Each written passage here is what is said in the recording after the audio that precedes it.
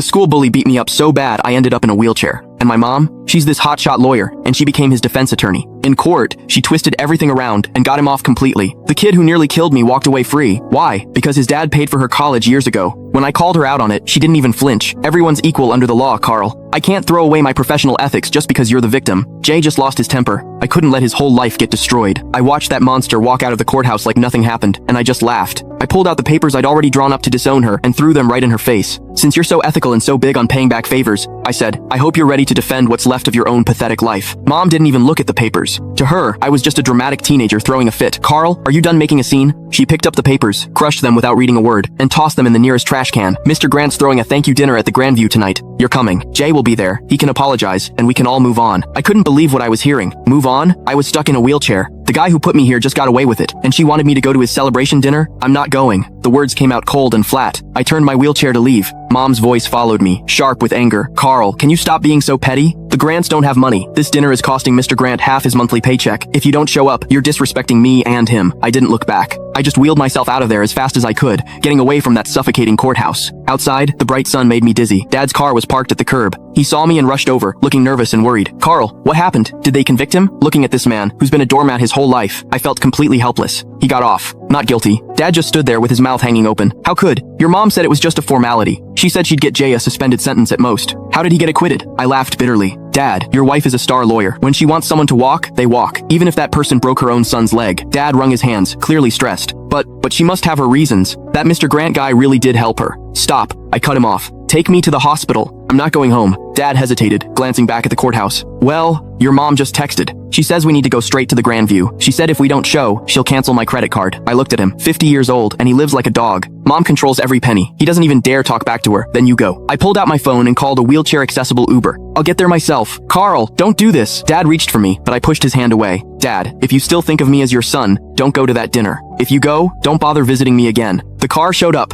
The driver helped me in. Through the window, I saw Dad standing on the sidewalk, torn. Finally, he sighed, turned around, and got in his car. He drove toward the Grandview. I closed my eyes, and the tears finally came. This was my family. A mom with some twisted hero complex, and a weak, spineless dad. And me, I was the throwaway kid. At the hospital, as soon as I got settled, my phone started blowing up. Jay had posted a bunch of photos on social media. In the pictures, he's holding champagne, looking smug as hell. My mom sat at the head of the table, smiling like everything was perfect. The caption, thanks, Aunt Susan. Justice might be slow, but it always wins. Cheers. Justice. Screw his justice. I opened the comments, full of ass-kissing from Jay's buddies. Jay's the man. Susan's a legal genius. Where's the cripple? Didn't he show up to toast you? Jay's reply, probably crying at home. Haha. I stared at the screen, my hands shaking. Then a new notification popped up. A money transfer. Click the link on the homepage to watch the full follow-up for free.